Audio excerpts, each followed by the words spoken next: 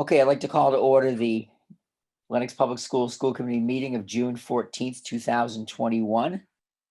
Welcome, everybody.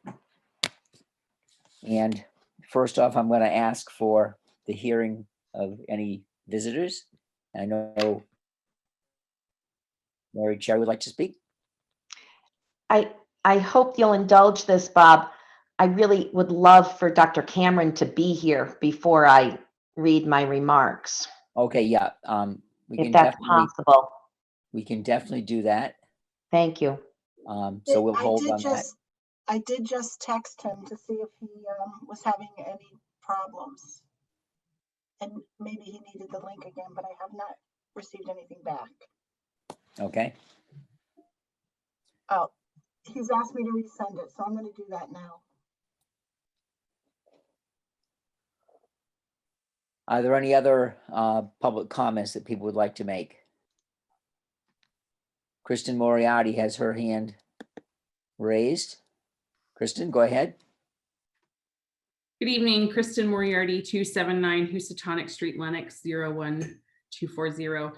I just wanted to take a really brief moment to thank you all for the work that you've done over the last year, and the educators and the staff, the administration, everybody at the school. It's been an extraordinary year, a really challenging year. And I just really appreciate all that you do, especially those of you on the school committee who are doing this on a volunteer basis, giving up your evenings and things like that. It doesn't go unnoticed. Thank you.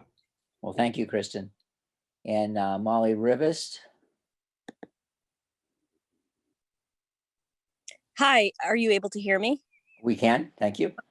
Thank you. This is Molly Rivest. I want to second, that was nice comments from Kristen. Thank you. Lots of time and effort put in through the school committee. So thank you for that.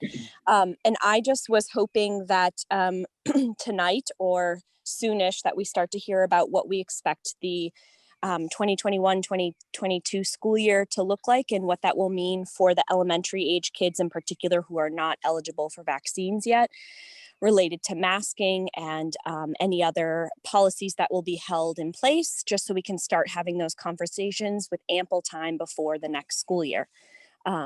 So hoping to hear more about that as we go on. Okay. And Mary Cherry had something she'd like to say. Thank you, Bob. I am going to read a prepared statement. If I can find it on my computer. Here we go. I asked Mr. Vaughn to speak tonight to mark the occasion of Dr. Cameron's last school committee meeting in Lenox. I'm speaking on behalf of the Lenox Education Association's Executive Board.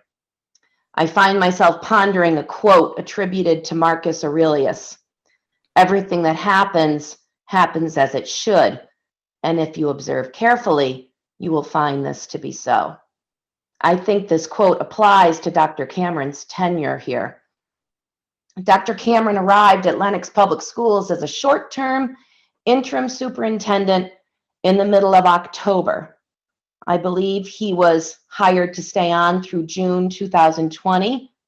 What Bill thought would be a short-term part-time position turned out to be a long-term, much more than full-time position. We are beyond grateful for the fact that Dr. Cameron stuck with us through the most extraordinary and challenging year all of us have ever experienced in education. I remember one of my early interactions with Dr. Cameron long before the pandemic. I had written to him and had referred to something as arbitrary. Dr. Cameron, upon meeting with me to discuss my communication, wondered aloud if what I really meant was unilateral. He was correct. From that interaction and numerous others, I have learned to be precise with my words. In fact, I've learned many lessons from Dr. Cameron. He is a highly effective educator. When it was clear that we were embarking on uncharted territory in our district, along with so many others across the Commonwealth and indeed the nation and the world, Dr. Cameron was the leader Lenox Public Schools needed. He worked proactively with administrators, educators, nurses, the Department of Public Health, the school committee, parents, and the LEA to help us navigate the new landscape that was to be education under COVID. He valued input from all stakeholders and worked to form a coalition of administrators and union leaders. Education under COVID was certainly the most challenging of all circumstances, but the everyday business of running a school brought other challenges as well. Dr. Cameron met them all, drawing on his experience, knowledge, humor, the occasional reference to an ancient philosopher or historian, and dedication to the students and broader school community. I think I can say with utmost confidence that perhaps the only person who has attended more meetings in the past year and a half than either Mr. Vaughn or I is Dr. Cameron. He has done so with grace, patience, and wisdom. We look forward to next year being hopefully more normal than we've experienced these past 15 months, but we will do so without Dr. Cameron at the helm. We will move on with Dr. Goslin, but we will miss Bill. We will remember him fondly and will carry the lessons he has taught us. Thank you. Thank you, Mary. I was going to save my remarks for later in the meeting, but I do want to echo what you've said. And, you know, as I told Bill a couple of months ago, I can write him a good recommendation for his, you know, for his next job. And these 2 years will be something he can put in his resume as he looks forward to whatever the next step might be. But we have been grateful for his guidance through this very difficult year and 2 years, year and a half of COVID, but prior to that coming along. And there was nobody in Berkshire County who could have led the schools the way Bill did. And for that, we are grateful. So thank you, Bill. Here, here. Well done, Bill. Thank you. And I have been creating some little magnets with old postage stamps. And I have a couple for Bill. One has Mark Hoppins on it, and one has kind of the father of public education in Massachusetts, whose name is escaping me right at the moment. Bill will remember, you know, and you know, specifically to give to Bill, because these are, you know, Bill has been our leader in extraordinary times. So thank you, Bill. Thank you. It's probably Horace Mann. Horace Mann, yeah, it was sitting right next to me in the other room, but yeah, I kind of blanked there right when I started talking. Okay, moving on. I don't have any correspondence, although I did have something from Brenda Kelly, who just wanted to kind of update some activities that have just taken place at Morris. So I'll let Brenda do that.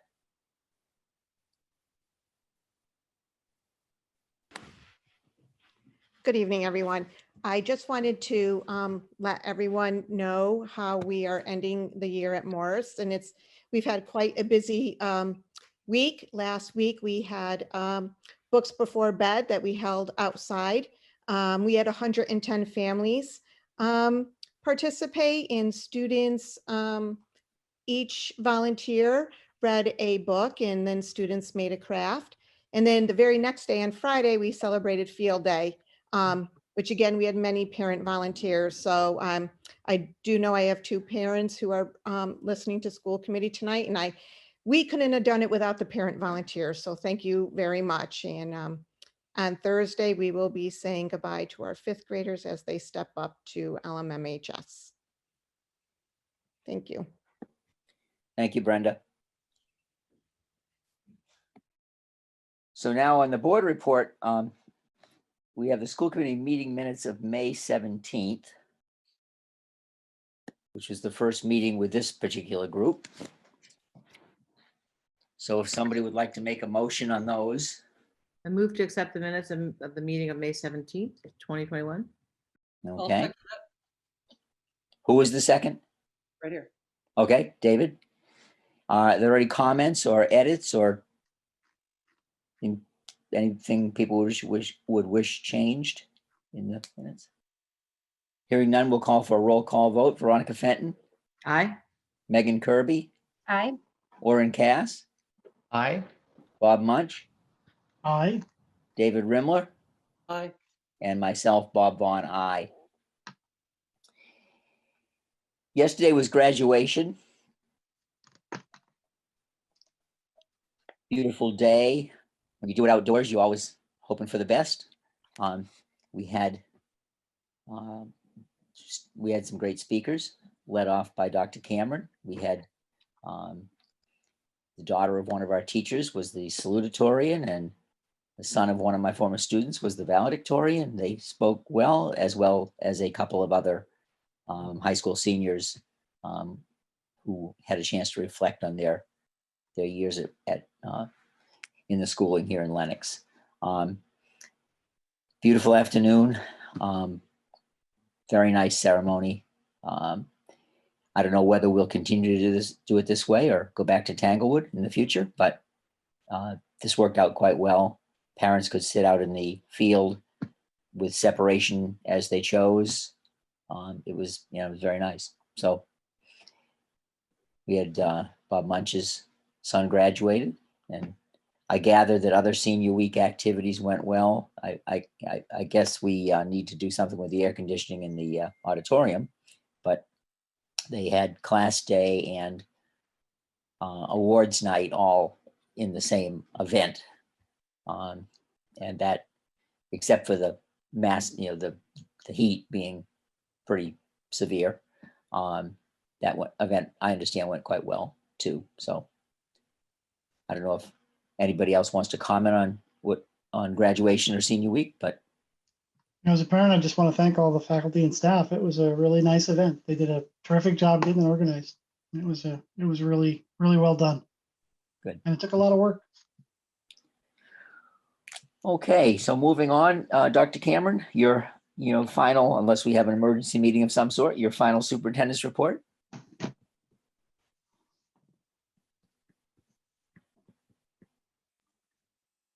think you're on mute, Bill. Thank you. I'll start again.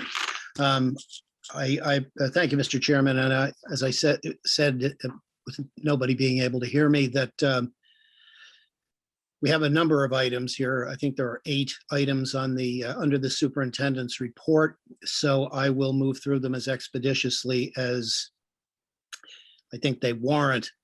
With regard to hiring and vacancy updates, we have filled all of the instructional vacancies that we have. We've also hired a new assistant principal for LMMHS. He will be beginning over the summer. There'll be a period of transition with Mr. Cogswell. I must say about Mr. Cogswell, Mr. Cogswell has earned a good deal of praise in recent weeks as the end of his time as assistant principal at LMMHS comes near. I think all that praise is warranted. Mr. Cogswell is an outstanding administrator, and I believe that the Lenox Public Schools and LMMHS in particular has been extremely fortunate in having someone with his character and his ability to work effectively with students as assistant principal. Now, in terms of other positions that we've discussed with the school committee, we have interviews scheduled later this week and the beginning of next week for the coordinator of information technology and for the data manager position. We conducted interviews at the end of last week for the position that was called coordinator of curriculum and instructional technology. We had 5 people whom we sought to interview. 2 of them withdrew the day of their interviews, so we had 3 candidates. They were all quite excellent candidates. Unfortunately, I think, and I'll take full responsibility for this. I think I may have referred to this before at the school committee meeting. I referred to it with the candidates as a kind of platypus position. because it took two rather distinct types of responsibility and merged them into one position. And each of the candidates, as I said, whom we interviewed, is an exceptional educator. But I think the position is one that, as designed, could not be done as well as we would hope. I think it was probably an unrealistic expectation to have someone who was fully competent as a teacher of teachers with new software, new means of providing IT in the classroom, and also somebody who has expertise in curriculum, in the oversight of curriculum, in curriculum development projects.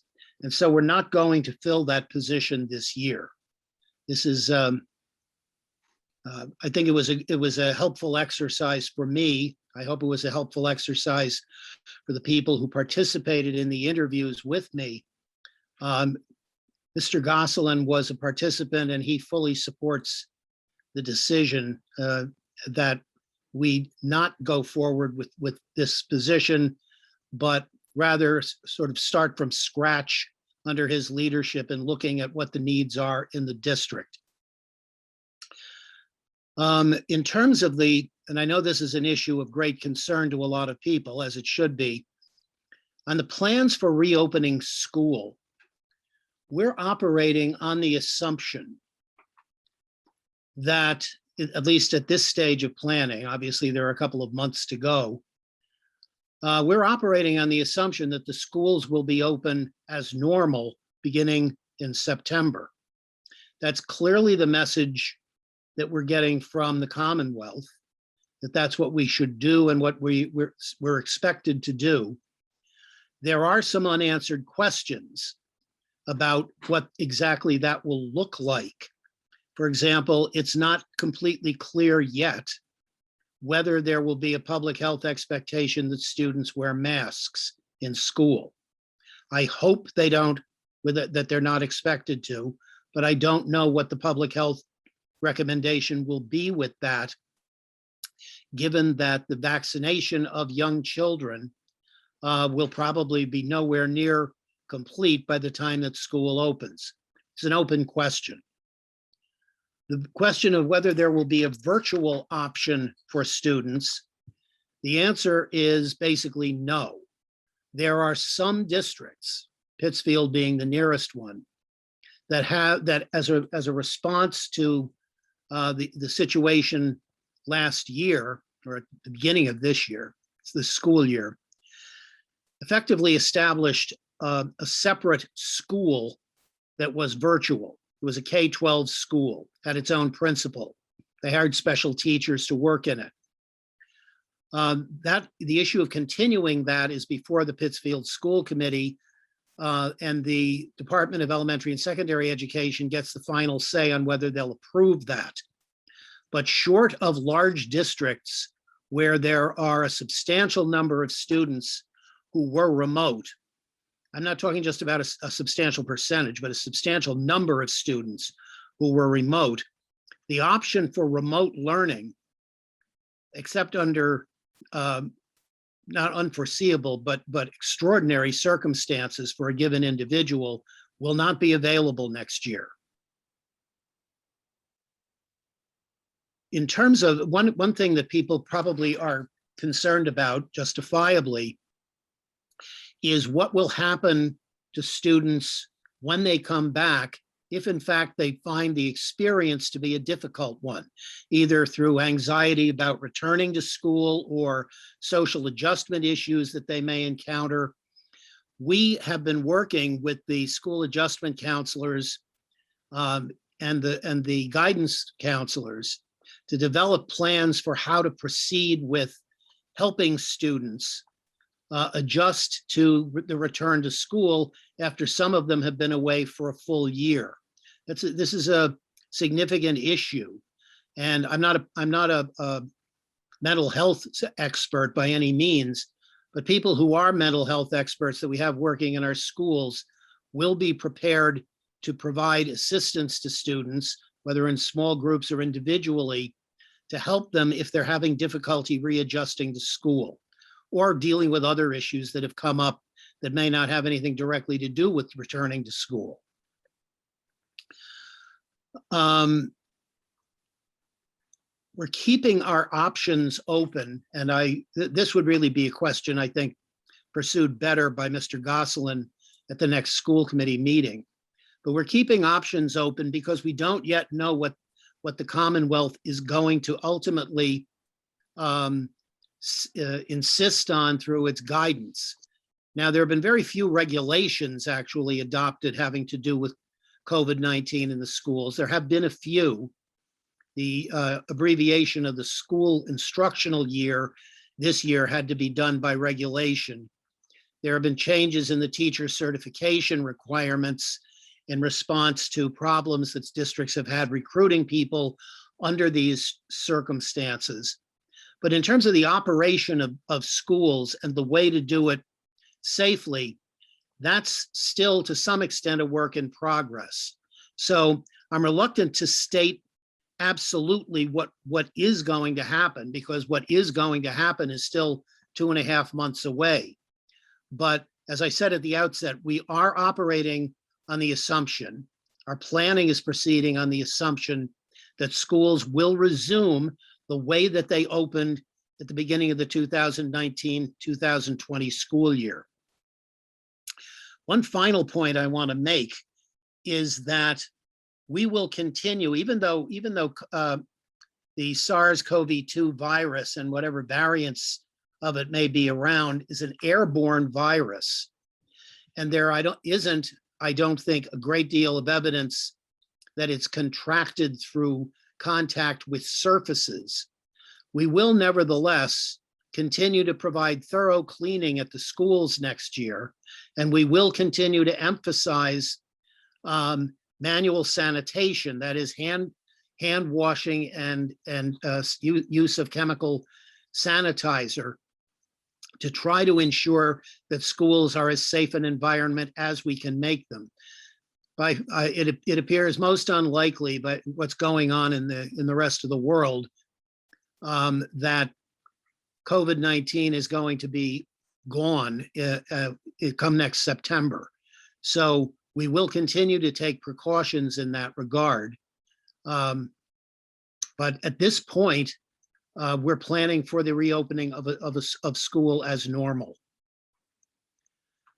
And if you have any questions that you think I can answer, then feel free to interrupt me. I don't want to just leave this hanging. If there are specific questions, if I can't answer them, I'll have to defer the questions. But Well, this might be the time, Oren, for if you wanted to speak to this issue with some of the concerns you had.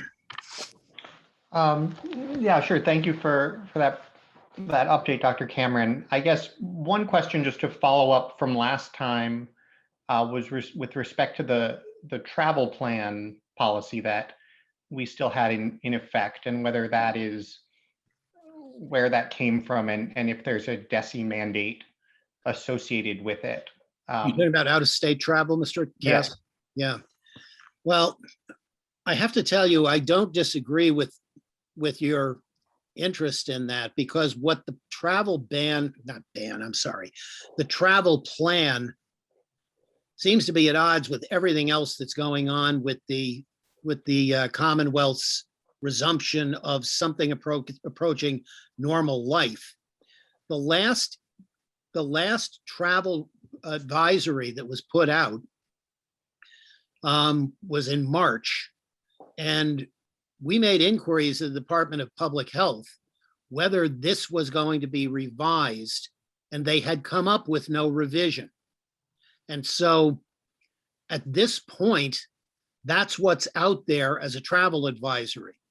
Now, I hope that there's that the Commonwealth takes it or becomes cognizant of the fact that we're not the only state in the union, and the rest of them aren't beset by plague. I mean, there have been declining rates of infection in the general area, certainly not in every part of the United States, But at the moment, I would like to have a better answer for you, but the as recently as Labor Day weekend, the Commonwealth had not updated its travel advisory. Okay, I guess my question at the last meeting had been whether this was just the travel advisory or if it required schools to implement the policy that Lenox had implemented. Because the advisory being just that, I don't think would require Lenox to have the policy it does regarding reporting to nurses and exclusion from the classroom and so forth. And my understanding also is that it's not something that other districts are necessarily imposing or enforcing.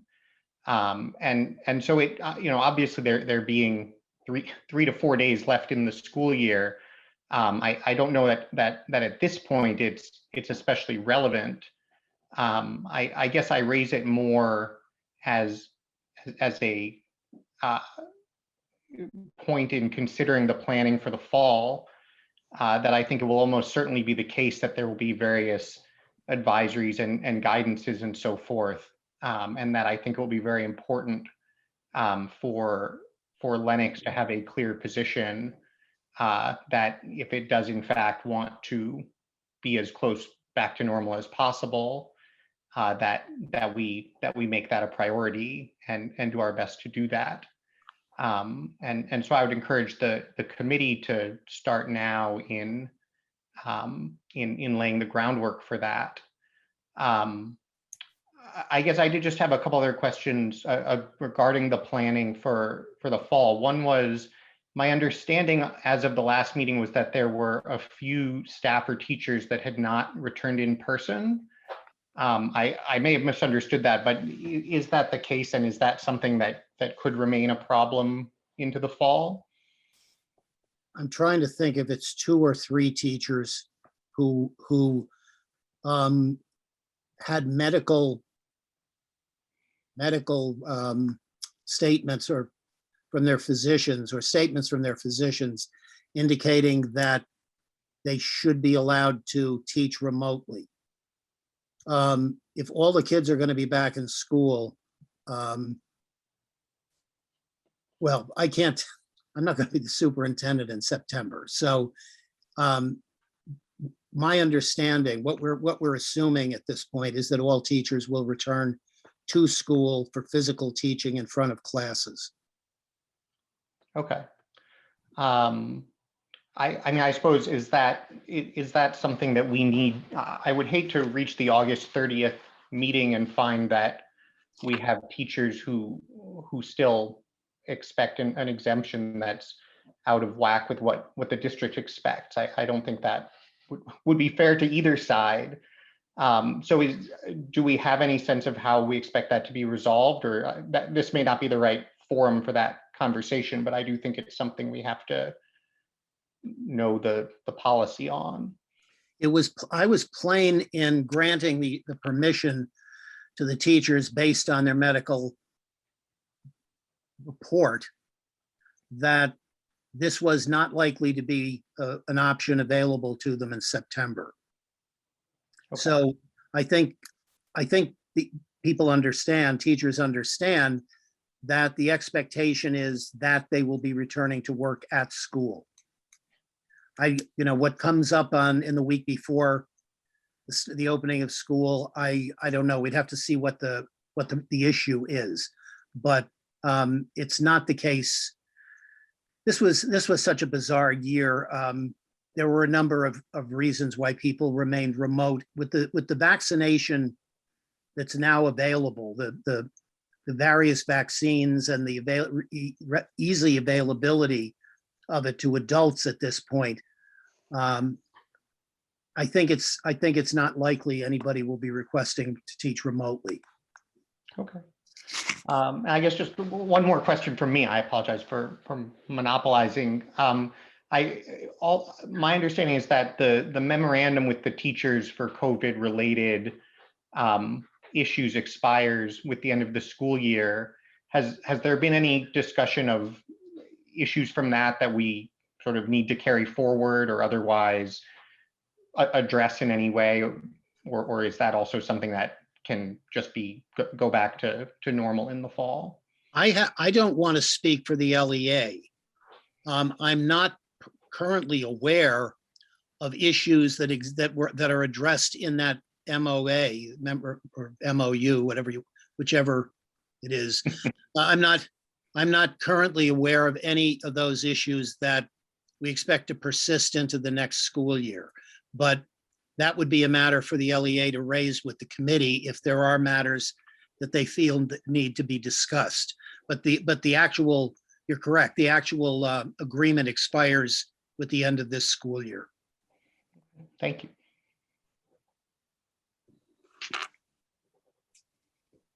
Mr. Chairman, should I go on? Okay. You have in your packet a memorandum of understanding regarding stipends that are paid to teachers for various club-related activities, distributed leadership positions, coaching positions, a number of things that are supplemental in the contract to the regular salary schedule. And it's been the case in Lenox for a number of years. I've only been here for under 20 months, that this has been the case for some time, that this MOU is approved. What it does, since these positions are included in the collective bargaining agreement, I believe the purpose of this is that school committee ratify that these positions have been filled, that the work that's involved with them has been done, and that the compensation that the teachers receive for this, the members of Unit A receive for this, is factored into their earnings for retirement purposes.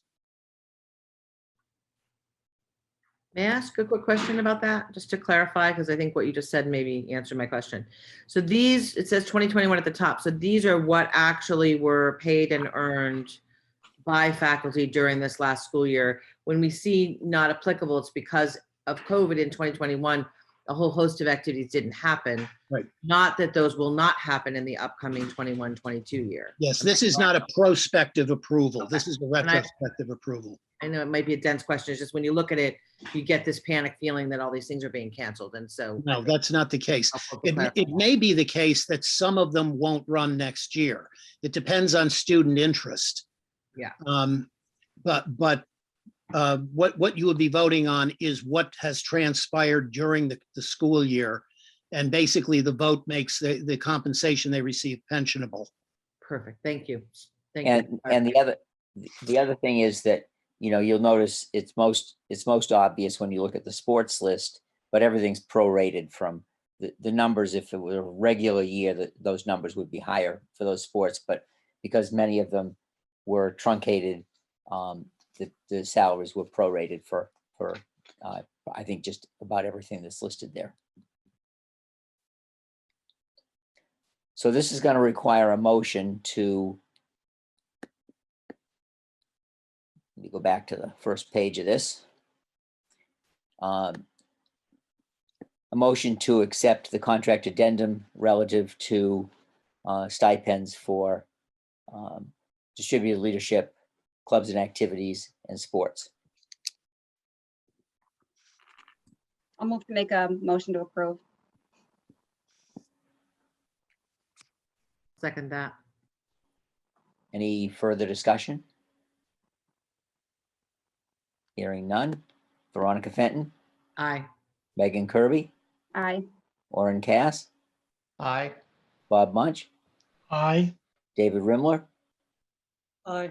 and Bob Vaughn, aye. Thank you, Okay. Mr. Chairman. I wanted to update the school committee on where we stand with summer programming. Each of the schools is going to run summer programming. At Morris, at the moment, we have, I think it's 55 students who will participate in summer programming. These students were those identified by their teachers as being most in need of supplemental help to enable them to move more smoothly into the next grade. And this will operate in two-week segments, and it will overlap with a program that's being run by the Lenox Community Center at Morris Elementary School this summer, so that some of the students will be attending the summer school in the morning and then go into the community center program in the afternoon. We have set up transportation for this, so that students need bus transportation to get to and from school for the summer program. It will be available. They will be provided with lunch at school. And the program's focus will be especially on the lower elementary grades. This was a decision made at the school based on conversations with teachers and what kind of progress kids had made. I think it probably is obvious, at least intuitively, that little kids probably did not have the same, I'm trying to think how to put this.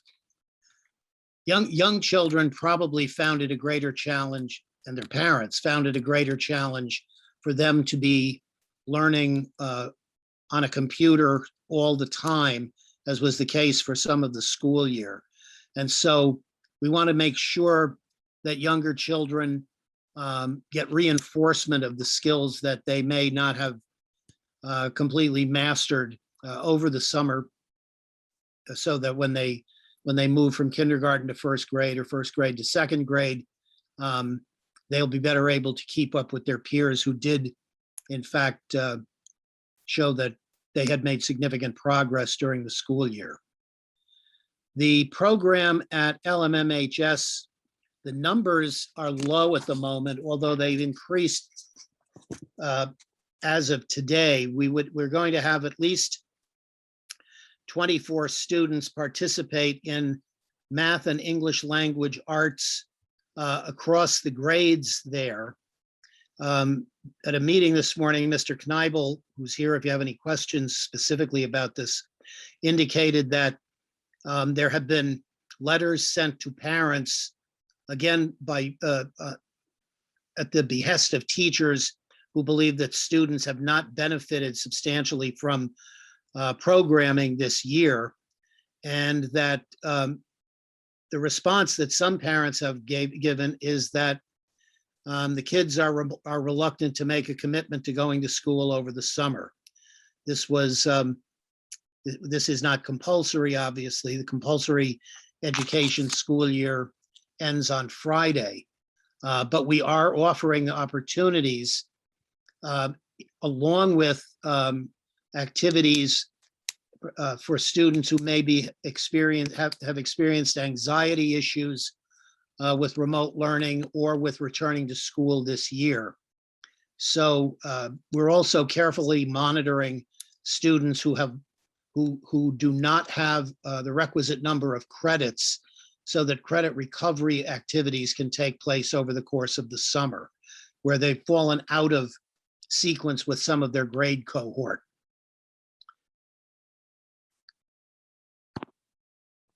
If you have any questions, the principals are here if you have specific questions about the programming. I just would like to make an observation on the programming for the middle school, high school. I wonder if, given the fact that there may be instances where, for whatever reason, students would be attending perhaps full-day camps or sports programs or whatnot, that could potentially make attending a program difficult, given either the duration of it or the time of day. But for those parents and students who are interested, I wonder if the school would be able to offer some resource should parents wish to pursue the improvement to grade level on a private basis, and be able to point them perhaps in a direction of resources that they could utilize. Dave, I'm glad you brought that up. Right now, and as Dr. Cameron said, I received a number of emails this evening from parents that are responding to the letter that went out last week that was more targeted. So our number is coming up near 30 at this point for middle, and not so many high school. But to speak on what you're mentioning about camps, as this isn't a requirement, and the reinforcement is going to be generalized and sort of to give them a leg up into their grade. So we all know that LMMHS will assign summer reading and some math packets. So besides where our teachers will target maybe some gaps in student learning, we'll actually be helping them complete their summer assignments as well, so that they can enter the fall more confident. And we are accommodating students that go away on vacation as well as trips. We plan on running 2 hours a week beginning the week of July 6th and running until about the first complete week of August. And we will offer a remote option as well, that we're not moving away from the campus platform for the fall as sort of a portal and a basis for homework and assignments. So we hope to utilize that application if students go away and their parents would assist them while they're away to continue learning. We will be giving out paper copies as well of some work. Obviously we give out the summer reading books, and then we also will have the math packets printed. And I guess to answer your almost private tutor question, we are looking at our students and their needs and finely tuning how we reach them this summer. And we want to keep the groups pretty small. And if we need someone to work individually, and we feel that that's the best thing to do for that student, we plan to pursue that avenue. I'd like to thank Melissa for, she's sort of doing all the paperwork behind the scenes with the grants offered at the state and federal level to make this happen and fund it for the kids. We seem to think of our teachers and the staff and scheduling the building, but Melissa is doing a lot of work to make this happen.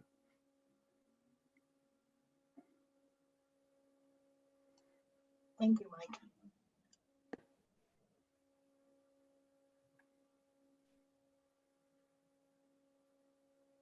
Anything else on that? I just want to make one more announcement for our parents that it's never too late to join. We have until Friday before I really set our groups up.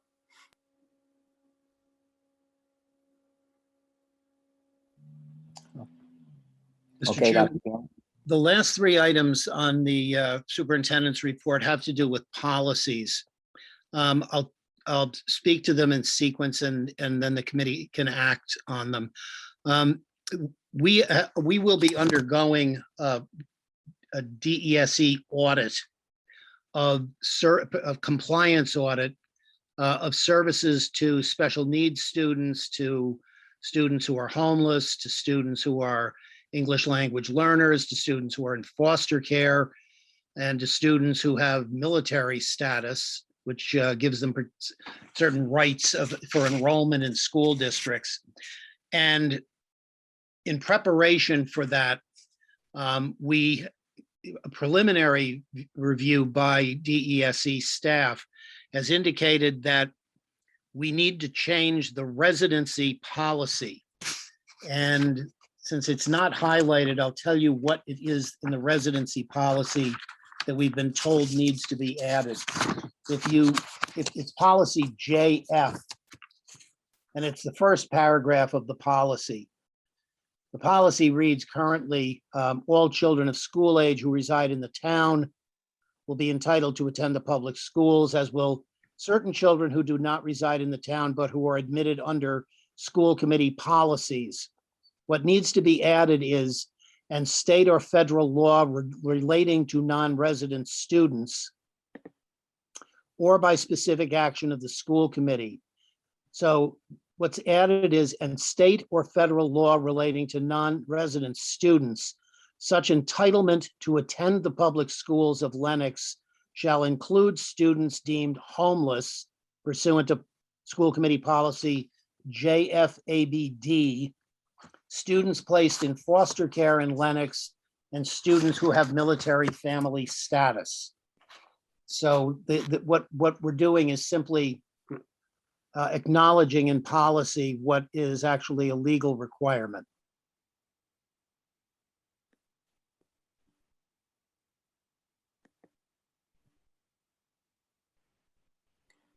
So you need a vote on each of these, Bill, right?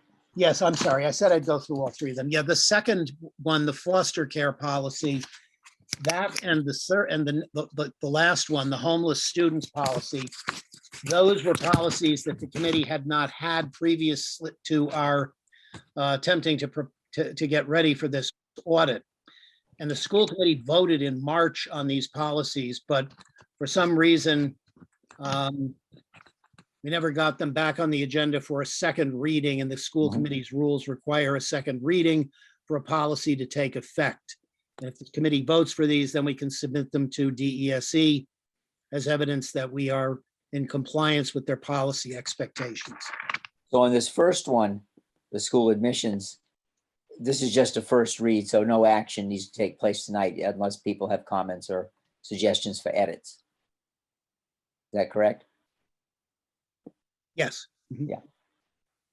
So I don't know if anybody wishes to comment on the first one. You know, I have a clarification on JF, school admissions. Registration for kindergarten?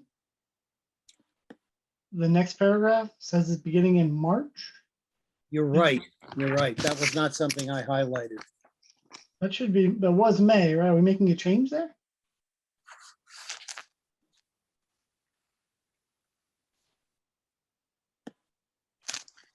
Kindergarten registration has taken place in March for the last few years.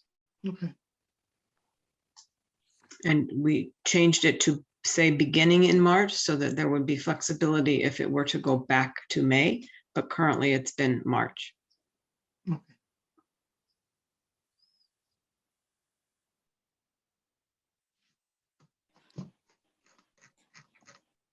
Any other comments on JF? Why don't we move on? And Bill, before we move on, we do need to go back to the school calendar I'm sorry.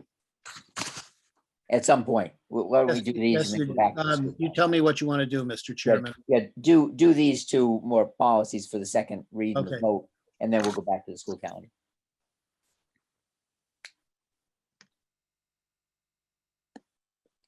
So the next two, this is the second reading. Obviously, it was a different committee that read it the first time. So some of you who are new will be reading this for the first time. And again, these were changes that had to be made to reflect that Kim Dion had brought to us back in March for clarification and changing to be consistent with the legal requirements now.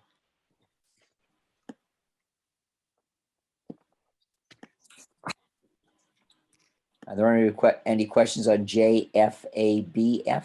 I just have a quick question. It's just minor. Actually, it's two minor things. Can you remind me on, in those instances where we have acronyms in these policies, I can't remember if our procedural handbook has a glossary or not.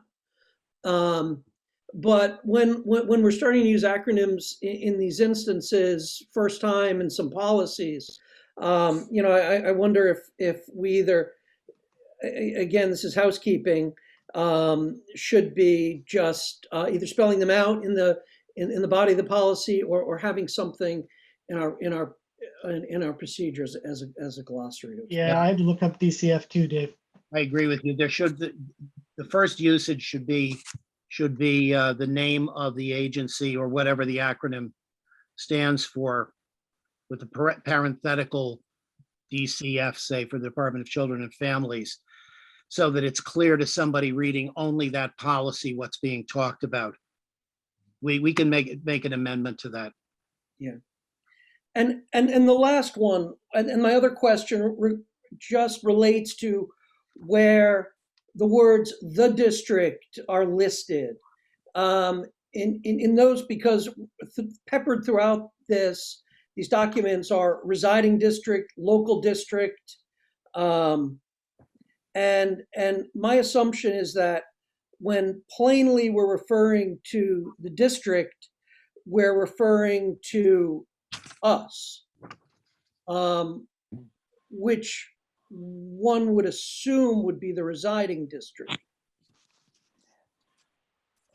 It may or may not be But it's us. The district would be us, yes. That's Yeah. just a minor thing. Yeah.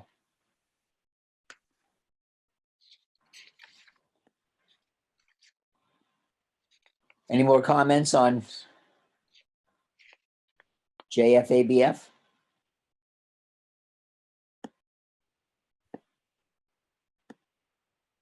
Would somebody like to make a motion to approve? I'll make a motion to approve. I'll second it. Okay. All in favor? Orin Cass, Aye. Bob Munch, Aye. David Rimler, Aye. Megan Kirby, Aye. Veronica Fenton, Aye. and Bob Vaughn, aye. Okay, and then the final one, once I find it here, is JFABD, Homeless Students Enrollment Rights and Services. Again, calling for a second read and vote. Are there any questions or concerns about this one?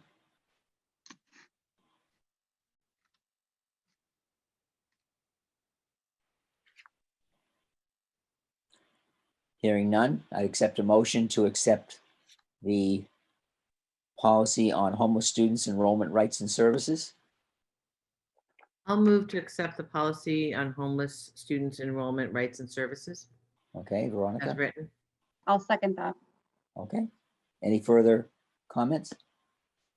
Hearing none. Orin Cass, Aye. Bob Munch, Aye. David Rimler, Aye. Megan Kirby, Aye. Veronica Fenton, Aye. and Bob Vaughn, aye. Mr. Chairman, was there a vote on the amended version of school admissions? I know we discussed it. We didn't vote on it since this is the first reading. Oh, okay. So we'll have to make sure we come back and do a second reading at some point. Right. Some school committees vote on it twice, but if that's what the practice is here, then that's obvious. Well, I don't, the practice changes, I think, depending on the moment. But it has received its first reading. It has received the first reading. Thank you. And somehow I missed bringing up the school calendar. The school calendar that the school committee approved previously included mainly the starting and ending dates for the school year and when the vacation periods would occur. But the school calendar is denser than that as a source of information. And so the additions that have been made to it so that it's the full version of the school calendar. In September, it is September 14th, back to school night at LMMHS. 17th of September, open house at Morris. October 4th, midpoint, term 1 LMMHS. November, grades closed, term 1 LMMHS on the 5th of November. On the 16th of November, the grades close at Morris. In December, the 15th is the midpoint of the second term at LMMHS. January 25th, grades close for the second term at LMMHS. March 4th, midpoint term 3 LMMHS. March 9th, grades close at Morris. April 5th, grades close for term 3 at LMMHS. May 4th is the midpoint term for the fourth marking period at LMMHS. And June 16th, the grades close for the fourth term at LMMHS. Also, just for comparison purposes, the 16th of June is the 180th day. I'd miscalculated that before, somehow the miscount. It's the 16th of June. I think it was shown to be the 15th of June on the previous version. Mr. Chairman, can I be heard on the calendar for a minute, please? You may.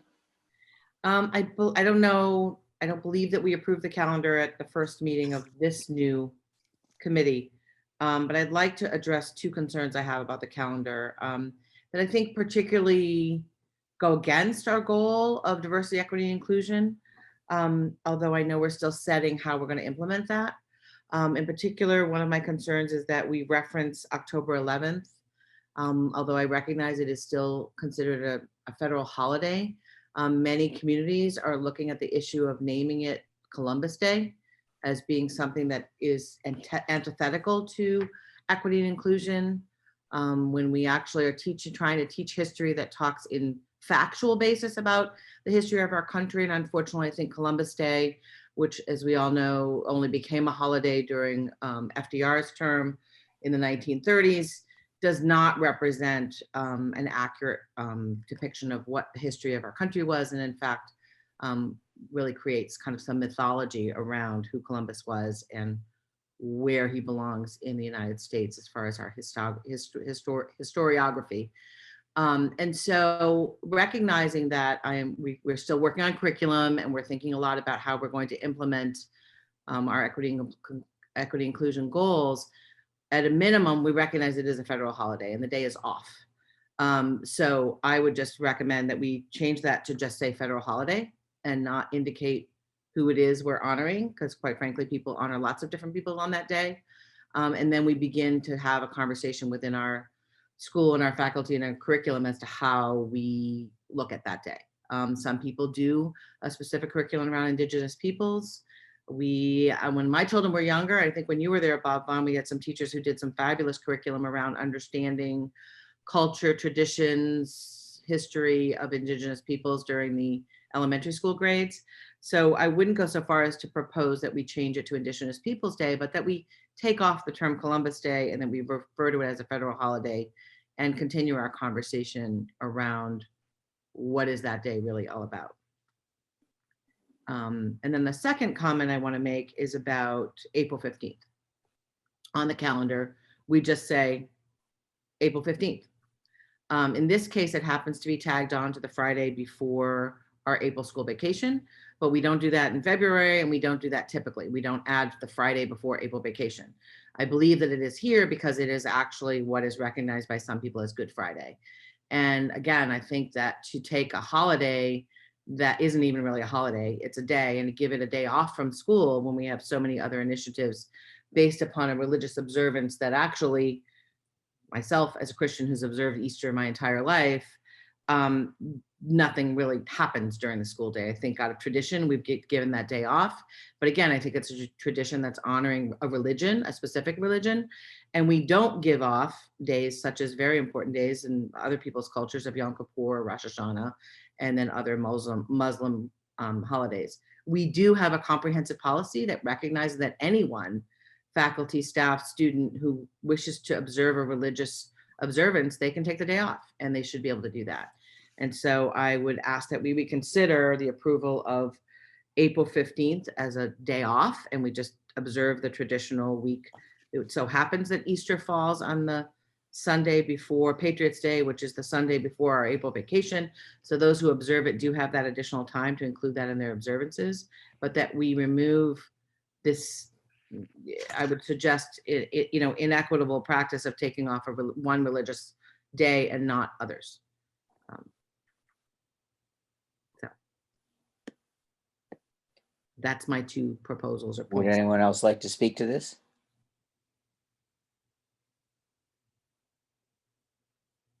So, And I actually would put that as if we want to, in terms of a motion, and see if my colleagues will second me, and would do two motions then, so that we can actually go through the procedure. My first motion would be to remove the term Columbus Day from October 11th and just substitute the words federal holiday. If anyone would wish to second that. I'll second that, Ron. any further discussion on that? I guess I would just say, I think it's unfortunate we have to politicize the school calendar. The name of the federal holiday is Columbus Day.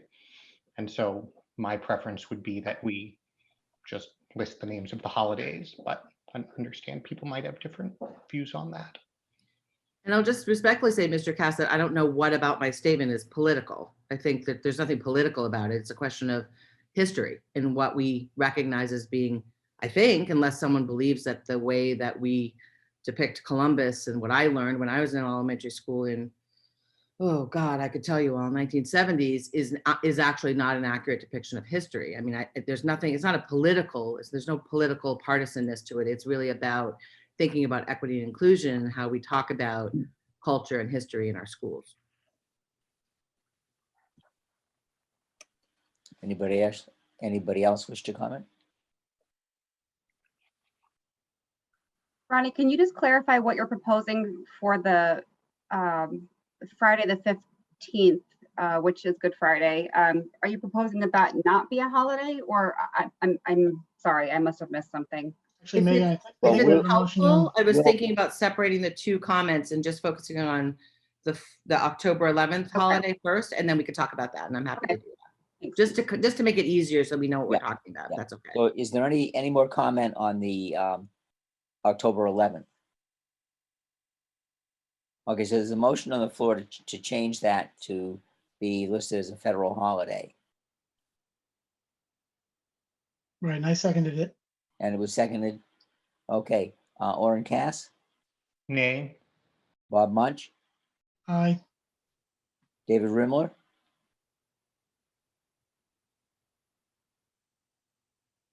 And An you- interesting question. Aye. Veronica Fenton, Aye. Megan Kirby, Nay. Bob Vaughn, aye. The motion passes. Okay. Motion passes. And can I just add a quick comment there? I understand that this is an important issue, and it's absolutely worth talking about in the future. I just think that until we are kind of clear on what the curriculum is currently teaching, I know my second grader this year learned the traditional Columbus Day history, which I'm not saying is right or wrong, but I think there's a bigger discussion here rather than just not the name of a holiday. To me is the issue. I 100% agree with you on that, Megan. That there's a big discussion here about what we're teaching. Okay, did you want to address the second part, Ronnie? Yes, I'm happy to. I didn't want to cut anyone off.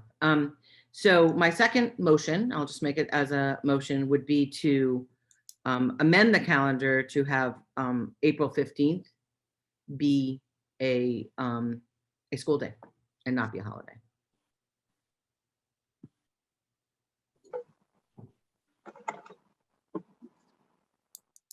Is there a second? Can I ask a clarifying question, or do I have to wait for a second? I'm okay with that if everyone else is okay with that. Yeah, I mean, it's usually good to wait for a second because otherwise the motion just dies without, you know. Fair enough. I will Or we wait. can just discuss it and then think whether or not a motion is appropriate. Perhaps it's not. Perhaps it's better to. have it- I do have a point I'd like to bring up just about, employees and teachers are able to take that holiday off for religious purposes if they want to, observe that holiday. My only concern would be finding coverage. I don't know if that's potentially an issue. If we did have school that day and several teachers decided to take and, observe their religious holiday, if that would be an issue. It has been an issue in the past when the school calendar included Good Friday as a school day. And I would suggest that we have a lot of policies that impact other people relative to days off and how we handle that. And if we ultimately made a determination that there was an issue, I think that we, again, having someone who is a Christian who actually observes Easter rarely is the actual day before 3 p.m. of school something where there are religious observances that happen. Whereas we do have members of our community in the Jewish tradition who have things such as fasting and such as, being at home and not traveling, et cetera, who, in other words, I'm not talking about Easter Sunday, right? The holiday is Easter Sunday, and we always have that day off because it's a Sunday. And then we often, at times when it rotates correctly, we have the day after Easter off, which is quite convenient for a lot of people, but it is not, for any religious reasons. So I guess my clarifying question was just, is the only reason that April 15th is taken off there because it is Good Friday, or is there anything else schedule related or logistics related or collective bargaining related that leads to that choice in the schedule? I think historically it was listed on these calendars years ago as Good Friday. That changed at some point, probably during when I was working in the schools. I don't remember exactly when that changed, but it has continued to be a day off. Mary? Jerry has a comment. Thank you for recognizing me during this time.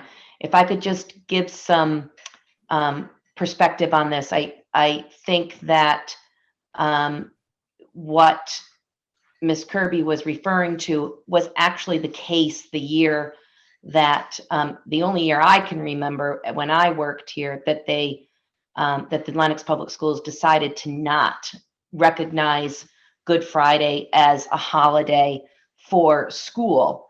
Was that in fact many students did not come to school and many staff requested a religious holiday. As someone who does observe Good Friday, for me, the observation begins at noon. And so I would have to take off prior to noon to observe that. And it became a logistical problem. And so I think what the school committee decided to do was to indeed not call it Good Friday, but call it just a day off of school.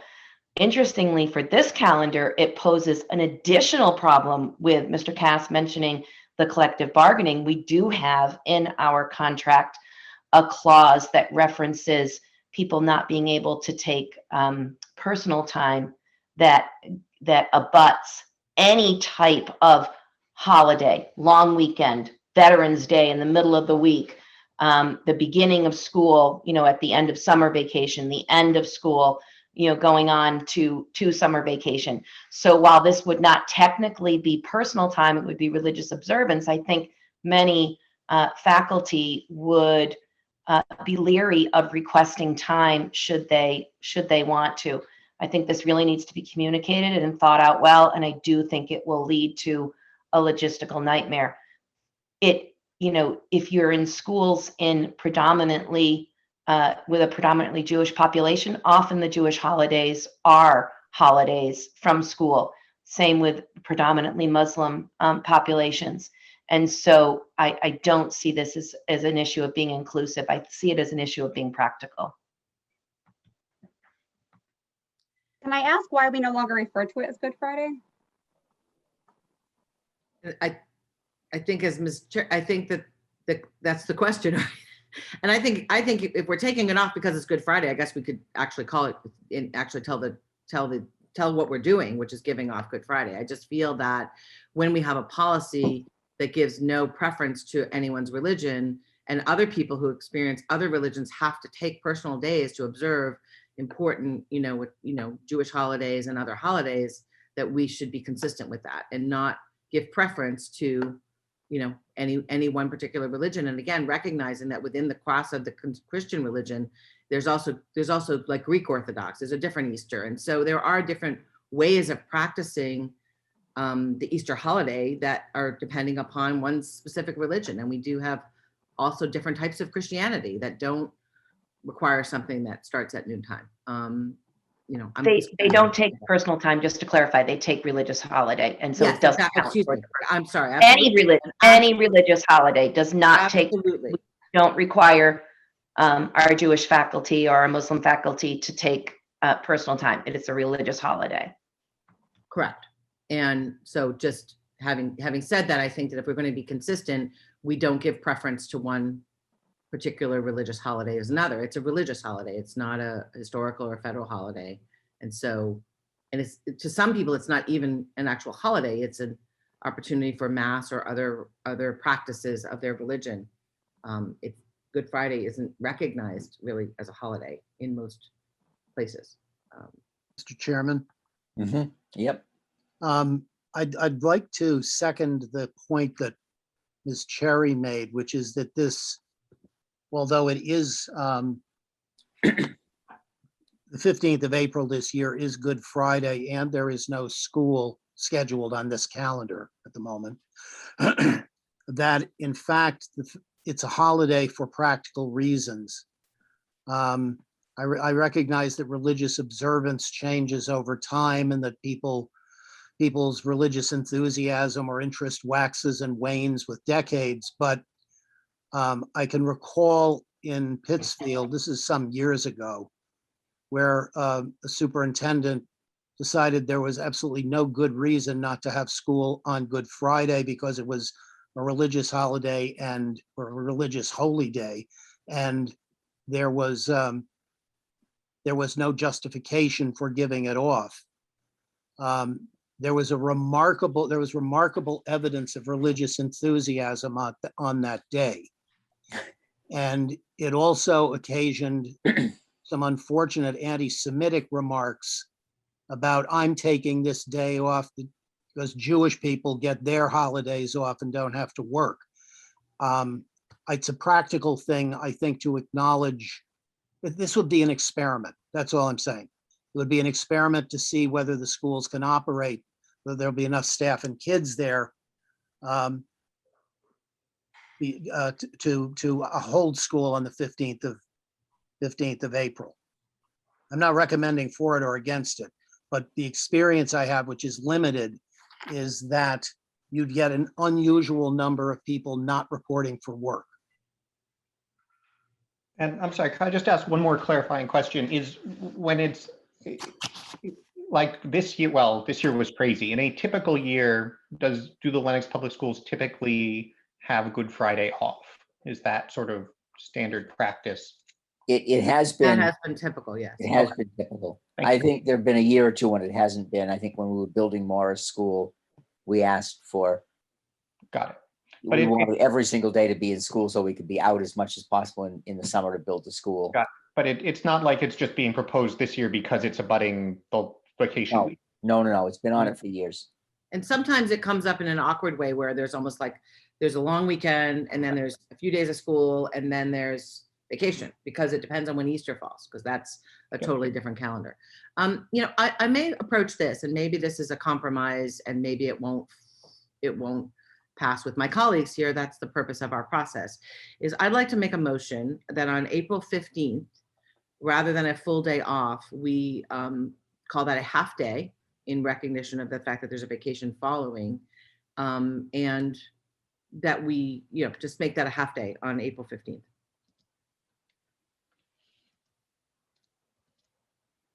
I have to say, my thought would be, either all or nothing. As a working parent, half days are a nightmare. I think most working parents would agree. You know, you kind of have time to get to work and then you drive back, pick the kids up, then you're home for the afternoon. I would prefer to either just do a yes or no. That's my opinion. Is there a second to Ronnie's motion?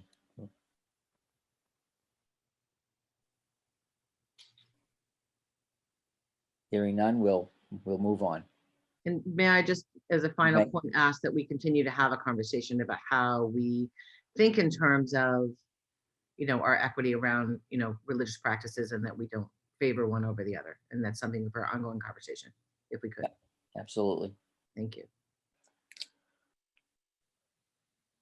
Okay, so now we need to vote on the calendar as is with the change that will take place for the October 11th day. So I'd accept a motion to accept the calendar as written with the amended October 11th wording. I'll move to accept the calendar as amended. Second, Further discussion? Warren Cass, aye. Bob Munch, Aye. David Rimler, Aye. Veronica Fenton, Aye. Megan Kirby, Aye. and Bob Vaughn, aye. Mr. Chairman, before we move on, could I say something? You may. Thank you. I want to thank the school committee for giving me the opportunity to serve as, excuse me, as superintendent here since October 2019. Every place that somebody works is new, every place is unique, and I thank you for giving me the opportunity to learn and grow even after I thought I'd retired from the superintendency. I'm embarrassed by the encomium that I got from Ms. Cherry. I greatly appreciate it. I will say that working with the LEA has not been a struggle. Some places that I've worked, there's been an adversarial relationship between the teachers union in particular and the administration and the school committee. And it's been my good fortune not to have encountered that here. It's very, I would say, a collaborative relationship. It's not always agreement, but it's always respectful disagreement. And the approach that's been taken is one of solving problems rather than looking for them. The people whom I've worked with here, to the extent that I've had any success as superintendent, people I've worked with are the ones who made that possible. The leadership in the schools, the faculty at Morris and at LMMHS, the parents who have been so supportive of my efforts here, members of the community who formed an ad hoc medical group to help give me sound advice during the period of the pandemic this past year. I could enumerate a lot of examples. I've worked here in a remarkable place, and I'm very grateful for the opportunity to have done so. So I certainly wish everyone well.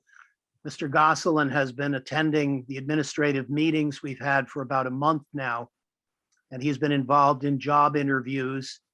And based on my interactions with him, I think you've selected someone who's very bright, who has excellent judgment, and who has considerable expertise in public education.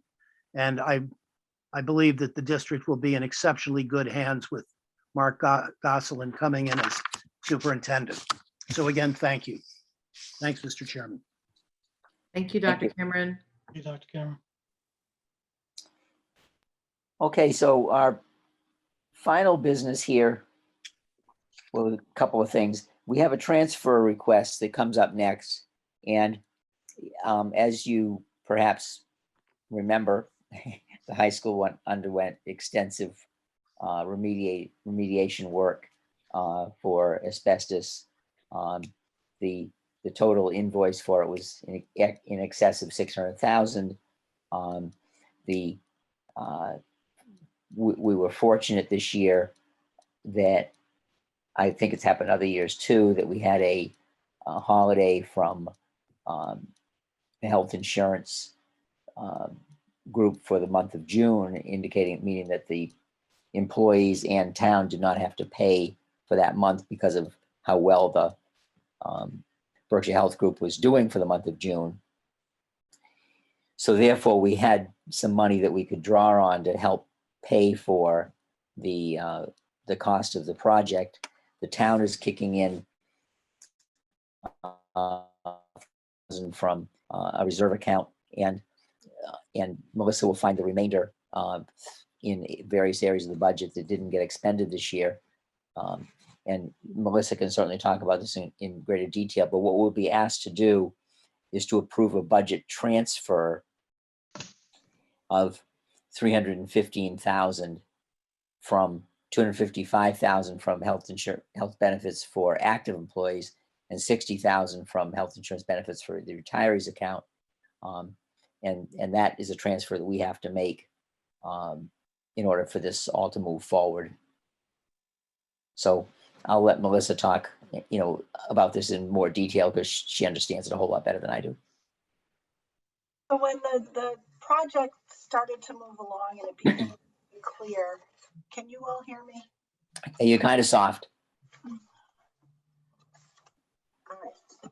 So when the project came along, it began to move along, it became very clear that it was going to be an expensive project. At that point, we started to move funding that we knew wouldn't be spent into an account that wouldn't be spent locally at the building level. We have, at this point, our final payroll of the year for FY21 coming up, and the first payroll in July 2nd will have some hours from June, but it will be much smaller. So with all that taken into account, I looked at the status, the condition of accounts, and worked with the town to determine where the funding could come from, should come from. And because of the premium holiday, we're able to pull 255 from the active health.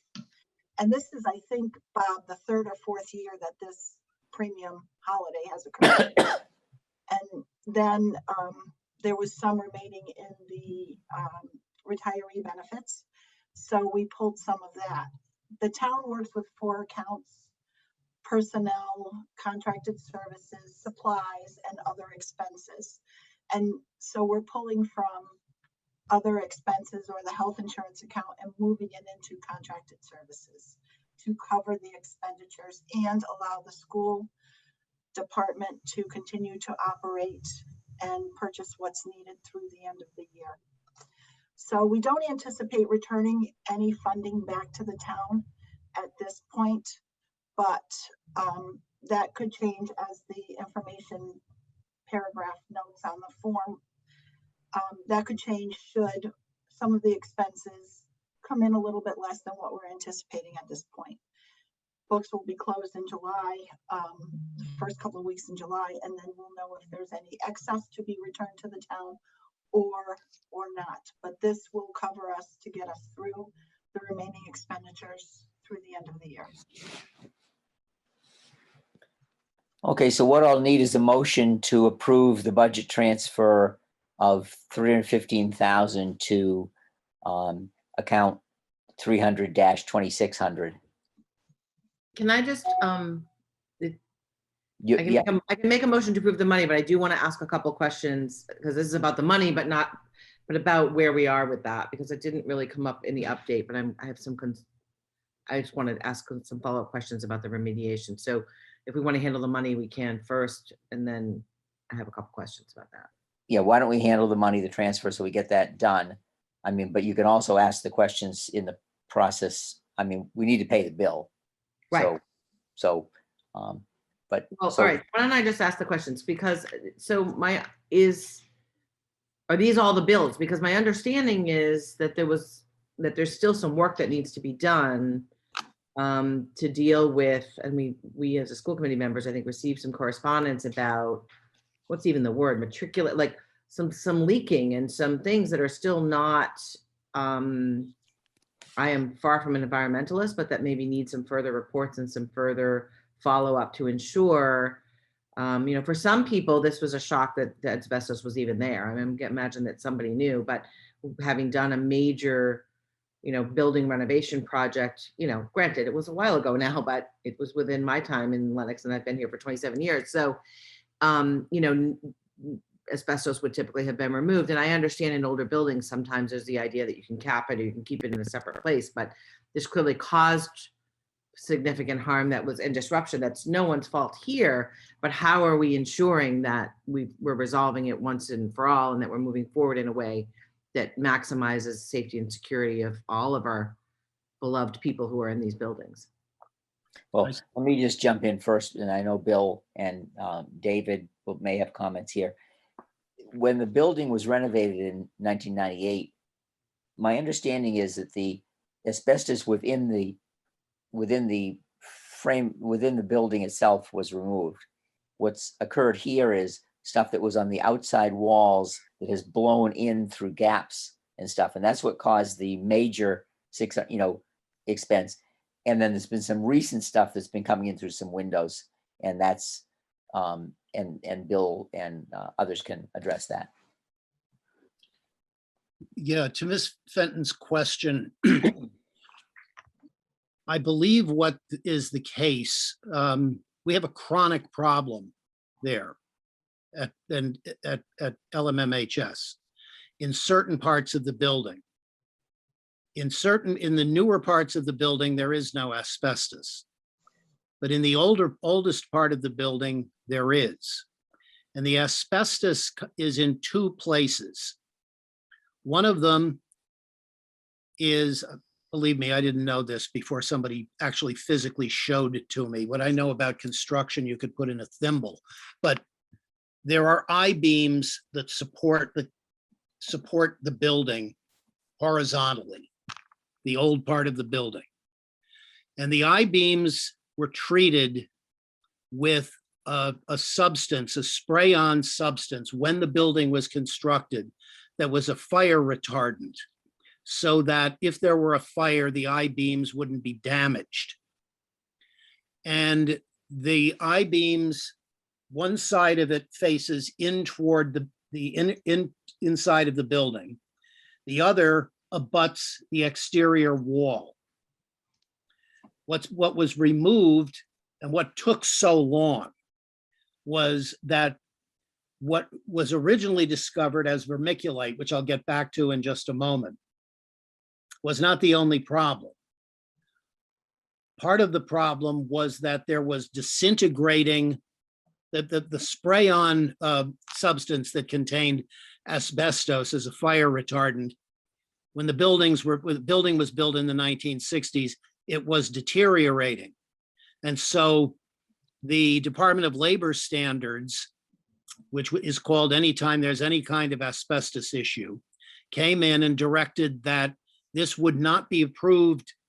This work would not be approved until the interfacing I-beams had been cleaned of all of this fire retardant.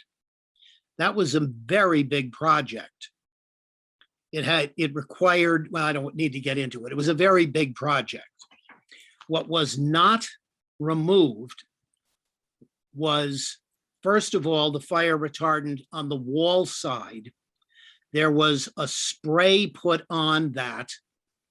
You can't get at it without actually taking the front wall of the building down.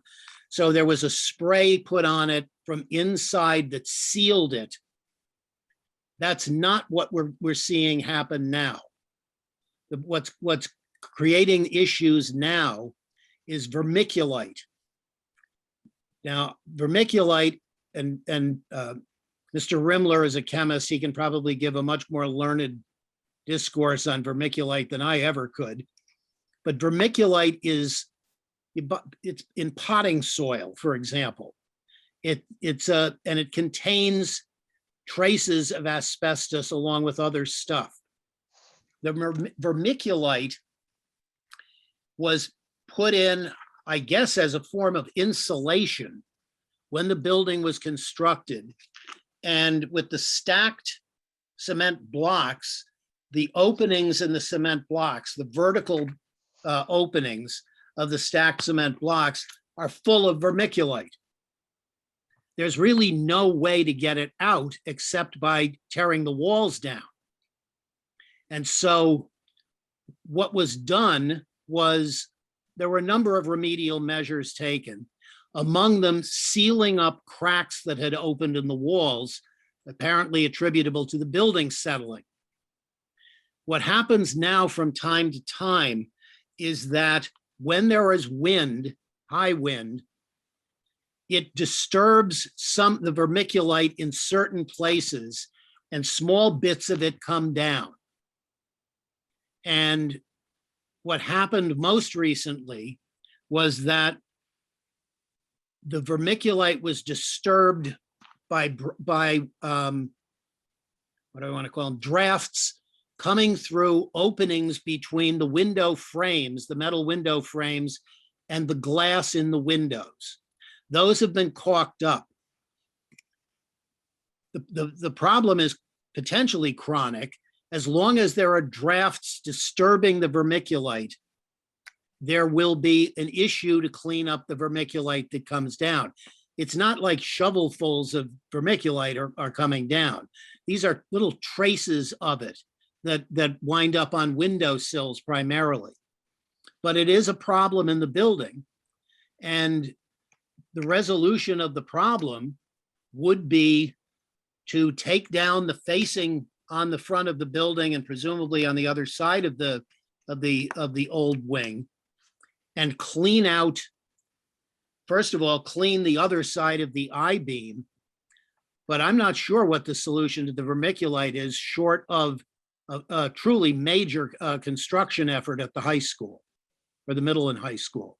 The middle school portion is not susceptible to this. It's newer. And Duffin Theater is not susceptible to this. That's newer. But the older part of the building is. Now, if I could just say one other thing. There has never been a test, an air test that's been done in that building that has shown any sort of presence of friable asbestos in the air samples. This was done before there was ever any remedial effort undertaken. It was done during the process of remediation. It was done after all of the cracks were sealed and so forth. And there is no evidence of friable asbestos in that building. Vermiculite, to my knowledge, is not deemed friable asbestos. It weighs too much. It doesn't float in the air. It's not like crumbled up asbestos fiber. And so it has to be cleaned up because it has traces of asbestos in it. If people don't go up and mess around with it, there's no exposure to it except the fact it's sitting on a windowsill until it's properly cleaned up. And we have a plan for addressing this, but it's a plan really that reacts to whatever we find on a daily inspection by custodians.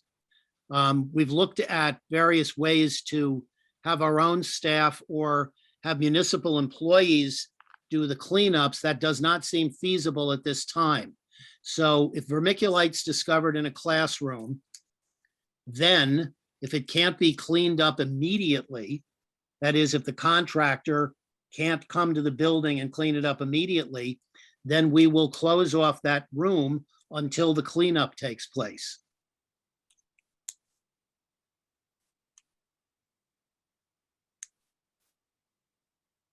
Wow. Yeah, I think I wasn't quite aware of how bad that is, in the sense of, I hear what you say, if nobody touches it, but, dust on the windowsill, I can't imagine anybody that doesn't decide to touch it, write their name in it or do something. So that's really concerning. So I am sensing that we're not going to resolve it tonight, but we should have more conversations about how is this impacting the safety of our schools and our children. And I think to the issues of lead paint. And so often, you're having children, you're going to buy a house and, well, there's lead paint, so we're not going to bring our children in there. And people say, well, yeah, as long as they don't chew on the windowsill. And I'm not saying this flip to you, Dr. Cameron, I'm not. But, when we think about substances like this that are so toxic, it is really concerning to feel like anybody's being at risk. And it seems like maybe, I don't know if there's going to be ongoing meetings throughout the summer to talk about it, what kind of testing is going to be happening. It seems pretty urgent to prevent, I'm thinking about the disruption in everyday life too. Oh, there's dust on this windowsill. Is it vermiculite or not? I mean, and I don't know. I'm not suggesting that I have any expertise. Just hearing you explain it as well and as articulately as you did, Dr. Cameron, it actually exacerbates my concern. All I can tell you is that there is no risk that I'm aware of to anybody who if he sees vermiculite and walks away from it, there's no risk. If you see vermiculite and you stay and you don't go up and touch it or eat it or inhale it, it doesn't pose a health threat. Now, saying that, I don't expect people to believe that, at least not in large numbers, because asbestos is a toxic substance, but I believe in order to be dangerous, it has to be inhaled. And vermiculite is not friable. At least to my knowledge, it's not. The word that you're using is friable, is F-R-Y? I think No, I'm it's F-R-I, I believe, I don't know F-R-I-A-B-L-E. what that means. Like Means it breaks up into little tiny particles and floats around in the air. So it only settles. Asbestos packing around that you used to see all the time around heating pipes. Yeah. That could be friable asbestos. If you took it down, it would disintegrate into little bits as you were doing it. Right. But you just, if I can, as a layperson, and again, David or Bob might jump in, it had to get to the windowsill somehow, right? Yes, and it fell. Describe it as a dust. So it fell through the air and it got through there. So if somebody's in the room, conceivably, while it's going from one place to another, couldn't one inhale it? I don't know. I don't know. I'm not really, you're raising questions about health hazards from a particular substance that has not appeared in the air in the school. I'm not disputing anything you're saying. I have no, if I thought that the school was dangerous, I would say so. Yeah. I have nobody telling me that the school is a dangerous place. The Department of Labor Standards has not deemed it so. Echogenesis, which was the air sampler and the project planner, doesn't deem it so. I don't know. Haven't talked to anybody in a position to know anything about asbestos who views this as other than a nuisance. But people hear the word asbestos and it rightly gets them agitated. It gets them anxious. I don't know what to tell you other than what I've said.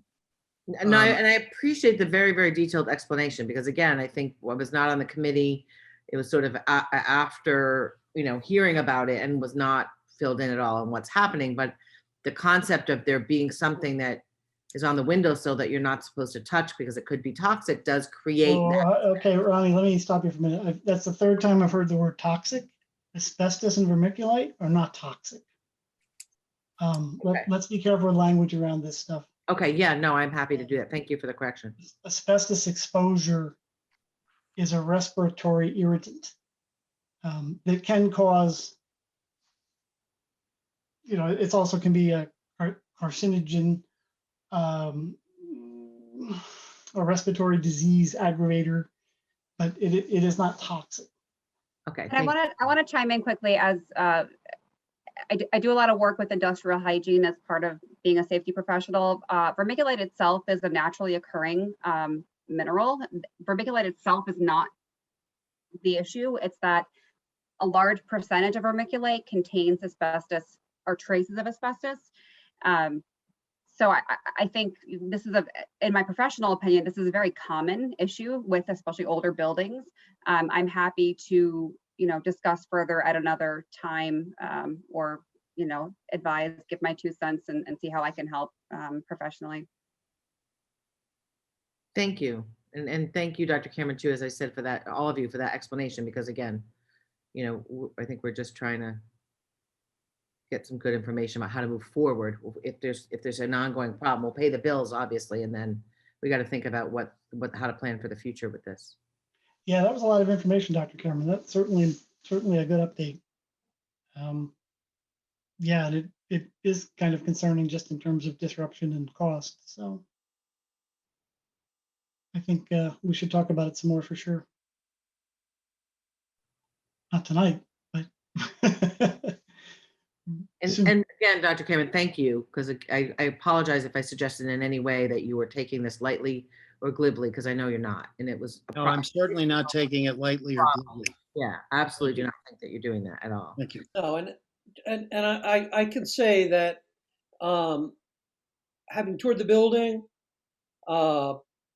during while the remediation work was going on, that the attention to detail, the professionalism of the work being done was of very high quality, and I have a lot of confidence in the people who are on ground. The standard operating procedure for asbestos in buildings, which is probably a lot more common than most people realize, is to seal it. You don't touch it. You just let it. You seal it. You let it be. And this vermiculite predominantly came from one mine in Montana, which is closed, and no one gets vermiculite from there anymore. So it's not an ongoing problem, but something like 80 to 90% of the insulation vermiculite insulation put in homes in office buildings in the 50s, 60s, and 70s has this problem. And it was put inside hollow cinder blocks. And, we are not alone in this by any means. And, I can just say that a significant amount of attention has been placed on this. And I would actually venture to say above and beyond what a lot of the EPA guidelines are for this. And, and I think it's important to emphasize that there has been zero positive tests of vermiculite during during all the work that was done. And again, it's not, the problem with vermiculite is when you handle it. It in of itself is not, it's static. It's not, it doesn't emit odor, it doesn't emit anything. It lies there. So the problem occurs when you manipulate it, whether accidentally or intentionally. So it's not as though it's not as though a puddle of dust is going to, unless you add some force to it, is going to all of a sudden start emitting fibers into the room. So in that regard, and there have been and I don't want to beat a dead horse here, but as Dr. Cameron said, a significant amount of resources have been spent addressing this problem and making sure that it is in strict compliance. Anything more on this? Good, just go so far as to actually make the motion to approve the transfer in the amount of $315,000 as indicated to the memo of $255,000 from the 300, 2,200 health insurance benefits and 60,000 from the 300, 2,200 health insurance benefits for retirees account, which totals up to the 315,000 transfer. I would second that. Any further discussion? Hearing none. Orin, Aye. Bob, Aye. David, Muted. You're muted, Well- David. Aye. Veronica, Aye. Megan, Aye. and Bob Vaughn, aye. Okay, that brings us to the end of our meeting. I just did want to indicate that, Chairman, sorry, maybe we should have done this earlier. I guess I had assumed it would go in new business. But before we adjourn, I do want to return, if we can, to the question of what COVID policies we're going to have in place prior to the week that school starts in the fall. yeah, I had thought that would probably come up in that earlier discussion. So I thought maybe we were done. That's okay. We definitely come back to it. Okay, thank you. And if the group doesn't want to address it, certainly that's the group's prerogative. I just feel that currently, I believe we are not scheduled to convene again until literally the week that school starts. Well, that's what I was just going to actually, address, Orin, was, Okay. yeah, that I was going to send an email out to everybody to respond to me with dates that do not work for you in the summer, dates, weeks that are totally out because of vacations or other commitments. And both for a meeting, because I think it would be good to have a meeting in the summer and meet our new superintendent. I anticipate it will be an in-person meeting at that point. And so I will send something out later this evening for you to respond to, and just let me know what dates don't work. And then we'll try to see what commonalities show up, if any. Sometimes that's difficult, because I think it would be good to have another meeting prior to the late August one that Orin's referencing, which would be just before school starts, like a day or two before school starts. Bob, can I just suggest that maybe very quickly, rather than making you have to do another email, because you have so much that you do for us, that we just throw out, like I was looking at July 19th, which would put us about a month from now, and a month, in a couple weeks into Mark Goslin being here. And also I looked at like August 16th, and just find out maybe if we quickly see who's available. I mean, we could do it now and save everybody from, unless everyone's really unsure and needs to check their calendars, in which case we can go to the email option. Well, I also want, the reason I was going to do the email was also to send it to Mark and see what his availability was. Okay, cool. And then we'll see, what emerges. I'm good with that. Sorry, I just was trying to make it a little easier, but I intended to send this out earlier today, but if people can just respond to that, and because I think we do, and I think that might be a time, Orin, when we can kind of nail down those final policies that need to be in place. Unless Okay. we can- Well, I think, as we heard from the parent who spoke at the beginning of the meeting, and certainly I've heard from others, I think this is obviously a live topic of conversation that people are very interested in, and giving people as much notice as possible, I think is really important. I guess I would still want to introduce the motion that I had included in the packet. That being said, if the committee wants to table it and discuss it further at another meeting, we could do that. But I think as a starting point for moving forward, it would still be very valuable for us to put down what our general policy is going to be, which is that I think it has been expressed as people's desire, but is ambiguous in terms of actual policy, which is that to the extent permissible by law, we will try to get back to normal in September. So if it's in order, I would still introduce the motion. well, you can definitely introduce the motion. There's no problem. I think, Bill has kind of outlined our best knowledge at this point. The DESE has been pretty adamant about our getting back to school in April 5th for the younger kids and April 28th for the older kids. And as well as telling us that we'll be back in school full time, there won't be remote options, et cetera, et cetera. They've already been telling us, this. So, I mean, and obviously, what you're interested in really is contingency planning in case something more dramatic happens and we have to reconsider, or Desi tells us that we have to reconsider. So I'm not sure what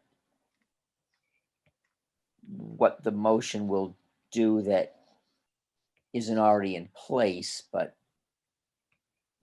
your understanding of it Okay. may be different than my understanding of it.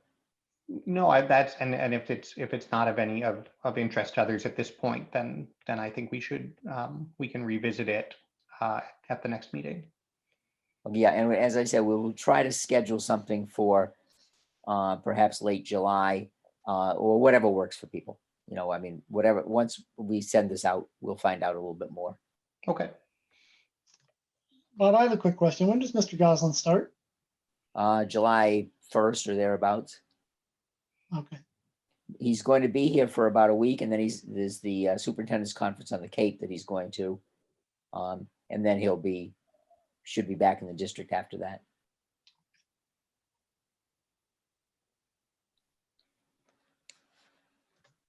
Okay, I guess we're at that point where we could end the meeting if people so choose. Chairman, I make a motion, we adjourn for the evening? Is there a second? I'll second that. It's non-debatable. Orin Cass, Aye. Bob Munch, Aye. David Rimler. I mean, I would like to debate it, only, I know I can't, but, I'd just like to acknowledge Dr. Cameron. It's wonderful to have, it's been great for him, to be in this position. I'm not, for us at least, I'm not sure how he feels about it. But I tell you, when you have a superintendent who starts pulling out encomium from the top of his head, you're like, okay, well, obviously you know something I don't. So in relation to that, I guess. Veronica, Aye. Megan, Aye. and Bob Vaughn, aye. We're adjourned, and once again, thank you, Bill, for everything you've done for us, and we'll obviously see each other in the next